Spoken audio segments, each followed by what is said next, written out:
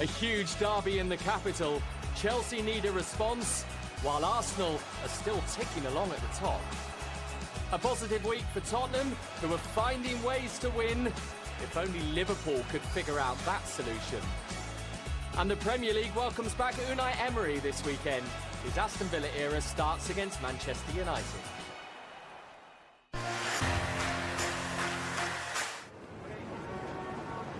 Hey guys. Jules. Hey man, you good? Good to see you. Good, and you? Seeing you, man. Sunday, here, down the road in West London, Chelsea against Arsenal in the Premier League. Just a mile away, and tell you what, that should be Hollywood.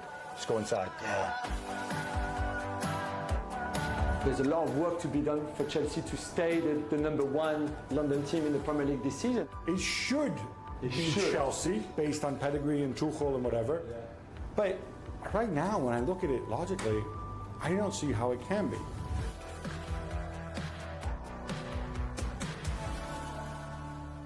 You know I never doubt you, of course, and I usually always agree with you. And this time we were right, you especially in terms of the question marks we had over Chelsea at the start of the season, and then now, the start of November, kind of proved us right. What we didn't expect, obviously, that Tuchel would go like that in the way that he did after the window closed, which I think probably makes Graham Potter's job all the more difficult. Yeah. There's an amazing stat.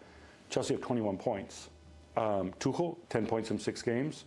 Potter, 11 points from 6 games. So there's no magic bullet here. Pushed away, and Gross is there! Graham Potter will have his unbeaten run as Chelsea head coach ended. Inevitably, after defeat like the one against Brighton, big match, London derby against Arsenal. This is something that Graham Potter needs to immediately show that Chelsea are heading in the right direction. This is huge in terms of results, in terms of performances, because Chelsea haven't been good under Graham Potter. And I think this is the day. It's a 12 o'clock kickoff. It's at Stamford Bridge, in front of your own fans, against the leaders who've played great, who've showed resilience and cohesion that maybe you haven't really showed, you as a Chelsea team. It was I would say, a unique situation the weekend, and now we have to learn from that, and it's all about the response, it's all about doing better. The boys have done that really well. Good performance against Zagreb, trained well. So we have to take that into Arsenal. A London derby, it's a special game, it's an exciting game. We have to be ready to play the football that can get us a result. The concept cannot be Raheem Sterling as a left wing back and Christian Pulisic as a right wing back. And I'm all okay to try things, but then when it costs you points and you're in a position in the table that is not the greatest, I think you take risks that maybe are not needed. I take your point, but you could also, and I'm going to play devil's advocate or Graham Potter advocate here, it could also have been a different story if in the back three, behind Pulisic and Sterling, you have Fofana and Koulibaly, like you thought you would have, rather than Chalobah and Cucurella, just different players, right? Would you go as far as saying that this is a good time to play Chelsea? It's never a good time to play Chelsea at Stamford Bridge, right? In the sense that Chelsea are coming off a poor result in the Premier League, sure. You have to weigh that against the fact that this is not a game that Chelsea can really afford to drop points in. A draw against the league leaders is still something you can sell, live to fight another day, get the injured guys back. All of that you can sell. If you get thumped, then it gets really, really difficult. I really believe in Arteta. I think he's an elite coach, there's no doubt, and we will see even a better Arteta and a better Arsenal this season.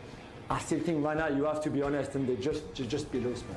Well, Jules, you called it right there about Arsenal being better. Not so much about them being behind Spurs, but then Arsenal have been devastating. I think they've surpassed everybody's expectations, even Arteta's. They are turning on the style as they return to the top of the table. 31 points. At this stage of the season, only 9 teams, I think, in the history of the Premier League had more points than 31, and they all went to either win the league or finishing second. So it's looking good. They might not stay at the top all season. They might not compete with City all season. But for this first quarter of the season, I think they've been tremendous. You expect at some point, injuries do happen, right? But they've got so much momentum, and if they strengthen a little bit in January, I think it could be very, very interesting. We talk about momentum, right? But here, look, they had a big wobble there against Southampton. but they got right back on track, and that I think is very important. Losing football matches is part of it. It will happen at a certain stage. I don't know when, and you have to react to that and affect you just in the moment and move forward, analyze what happens, and try to become better as a team. And that's what we've done. We managed to win the last 2 games, and now we have to go to Stamford Bridge. It's a big game. Playing away from home as well, I think, would be, of course, a statement. But it's not about one game, it's about the whole season, and I think we've been pretty good. And yeah, we have to keep going, take it game by game, and of course we want to win now, but we'll fight every game anyway. All right, Jules, we need to lay our cards on the table here about how we see this going. For me, it's very simple. I think Chelsea are going to deliver in this game. This Arsenal run has to come to an end, so I'm going Chelsea. I think Arsenal have so much momentum. I think they've got so much confidence in their own ability, in their own game, that I think they're going to come to the bridge and play even better than what they did last season and get a win. All right, man. Shake on it, man. Yeah, see you on Sunday. Right, yeah, let's bring it on. Spurs in 3rd place, painfully aware that the chasing pack are closing in. Tavernier. And here's Kiefer Moore! Ripped apart on the counter. Smith. Oh, Moore! Fantastic goal again for Bournemouth. Oh, that's Sessegnon. He could be in here. There's a goal back for Tottenham.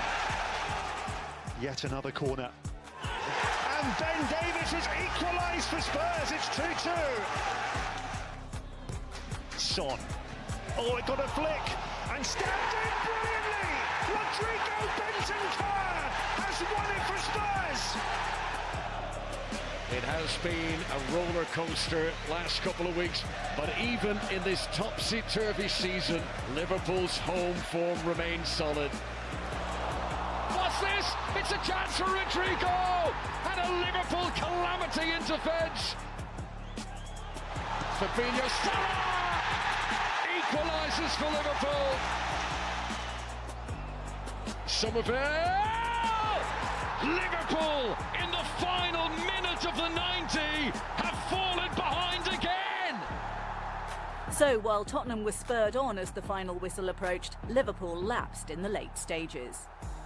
The North Londoners reignited a title challenge that had seemed on the verge of spluttering out after back-to-back defeats. Those losses, though, one at home to Newcastle, the previous one at Old Trafford, a reminder that rainy days are never far away. Tottenham left it late again when they beat Marseille to qualify top of their group in the Champions League. Victory came at a cost, though. Son Heung-min required surgery after an eye injury, which further depletes Spurs' front line. So supporters will pin their hopes on Harry Kane to add to his 10 league goals this season when Liverpool come to town. Tottenham haven't beat any of their rivals in the current top 6 this term, but the Merseysiders are down in 9th. A scalp to be taken, perhaps.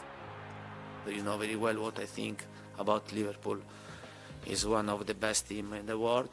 They're having a bit of difficulty in this season, and I'm surprised about this. They have one of the best coaches in the world. They have a fantastic player, and but at the same time, we have a lot of problems. But we want to play an important game in front of our fans. A Champions League victory over Serie A leaders Napoli surely gave Jurgen Klopp's men a much-needed boost. Their form domestically has been astonishing, and not in a good way. To lose to 2 teams in the relegation zone on successive weekends would have been unimaginable in the past 3 campaigns. Back to the drawing board again. It's another setback for Jurgen Klopp. The Reds have already been beaten once in North London this season, and they have yet to win on their travels this Premier League campaign. Already 8 points off the top 4, Jurgen Klopp needs his side to rise to the big occasion, something they proved capable of doing not so long ago against the champions. Liverpool's most impressive result of this campaign so far. We cannot be picky with opponents in games, and where we want to get points, we have to go for it, definitely. But it's difficult. We all know that Tottenham is a side that's well organized, a really good team, extremely well coached, and a real fighting unit. So it will be a tough one, but that's what we actually all want. Liverpool and Tottenham drew both their meetings last season. This time around, neither side is likely to be happy with just a share of the points.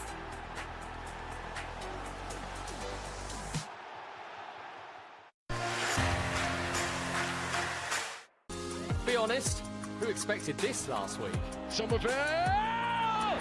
Crescencio Somerville surely wins the game for Leeds United! It was 8 matches without a victory before Leeds collected those 3 gigantic points at Anfield. And the victory has certainly hushed those who were calling for Jesse Marsch's departure. Though Leeds head coach will know that they'll need to back it up with another performance against Bournemouth this weekend. This week, I think there's been real concentration on what's necessary for this weekend, and our focus entirely is to build momentum. In order to do that, we have to get a result and a win of importance. Bournemouth's interim manager Gary O'Neill says Leeds are unlucky to be where they are, and he knows all about misfortune. The Cherries let a 2-goal lead slip against Spurs last week. That was their 3rd defeat in a row. The worry for Bournemouth is that the relegation zone has now appeared in their rearview mirror.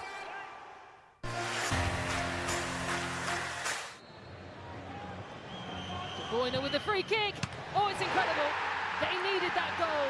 And Manchester City lead. No Erling Haaland, so Kevin De Bruyne made sure nothing could dampen Manchester City's sunny spirits.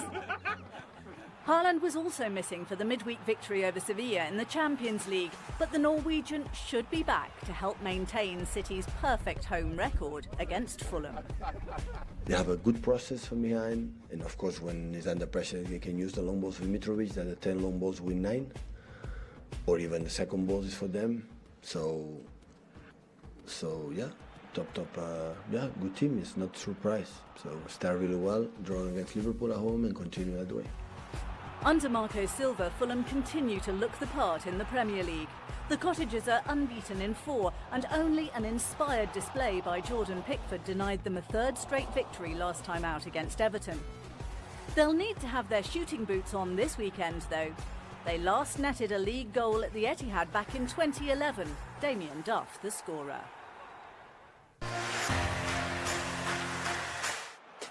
A fortnight ago, Everton put 3 past Crystal Palace, but the wider picture would suggest that that was an anomaly. The goalless draw with Fulham last week was far more akin to Everton's season so far. Finding more creativity and goals might be Frank Lampard's priority come January. It's Leicester at Goodison Park this weekend. They've had a really tough start of the season, but I've watched them in the last few games and they've improved a lot. So I don't think they are where they should. So they will be dangerous, and it's going to be a tough game for us. But we'll be ready because we know what's coming. A far sturdier Leicester City is the answer. They're back in the bottom 3 after the single-goal defeat to Manchester City. But Brendan Rodgers liked the fighting mentality that his players showed against the champions. Now, to back it up on Merseyside.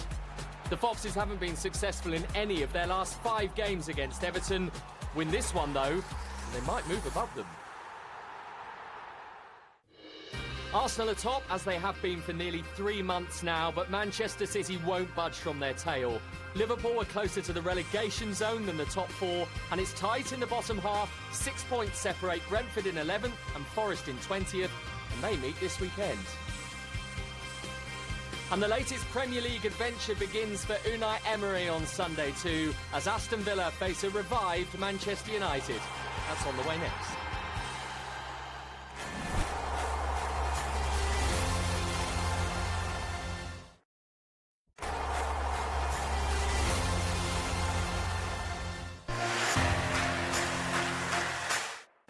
In the Premier League, you can ride the crest of a wave one week.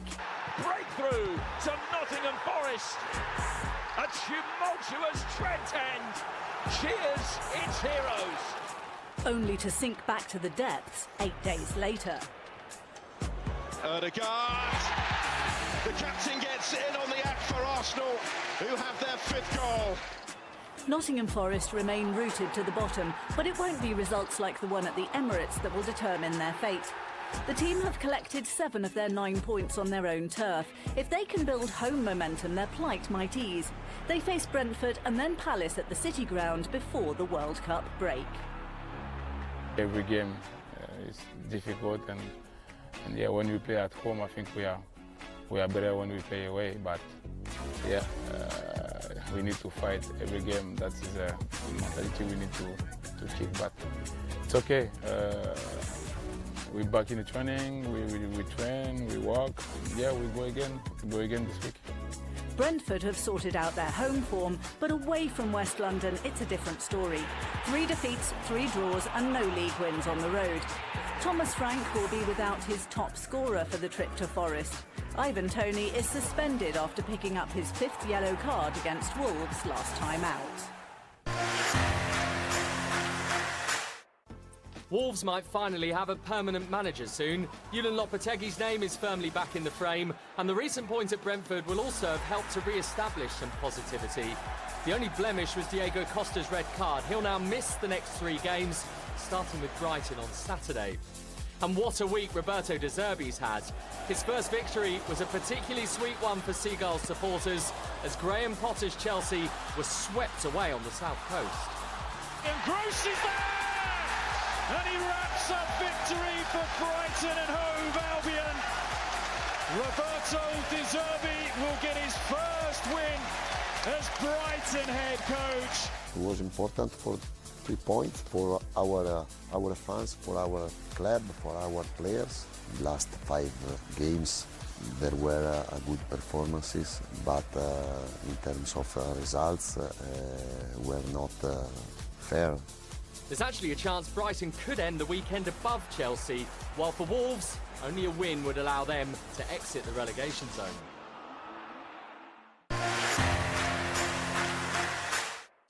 Sitting 17th with just 5 points from the last 24 available, Southampton's plight sounds terrible. And yet in 4 of their last 5 defeats, they've only lost by a single goal. Score more and the picture will change dramatically. That's the message Ralph Hasenhüttl has been communicating to his players ahead of Newcastle's visit. When it was 1 goal is enough to win against us, then it's not what we can live with. But I think the defending was not the issue in the last games. I think it's much more the being clinical with the chances we had, and when we do it a little bit better in front of the goal, I think then we can take here more wins, and this is what we are lacking in the moment. Newcastle are flying. 5 wins in 6 games has propelled Eddie Howe's men into the Champions League places. 16 goals scored and just 3 conceded in that run. The Saints may struggle to avoid a repeat of last season's home defeat by the Magpies. West Ham made some history this week by becoming the first team to win all 6 of their group games in the Europa Conference League. They were able to rest some key players too for what was a 10th game in just 34 days. That's included tight defeats to Liverpool and Manchester United, but their recent record against this weekend's opponents, Crystal Palace, is strong. It'll be tough. They're a good team. They've got very good individual players as well. I think every game in the Premier is so hard. Every week you're against a team that can definitely beat you. And Sunday's no different. But we'll have our game plan. We'll go out there expecting to win, and hopefully we can. Crystal Palace tend to be quick to respond to setbacks under Patrick Vieira. The defeat at Everton was swiftly eliminated from the system with a win against Southampton. And Saints were also the last team they beat away from Selhurst Park, but that was back in April. The next part of Palace's progression is to improve on their travels.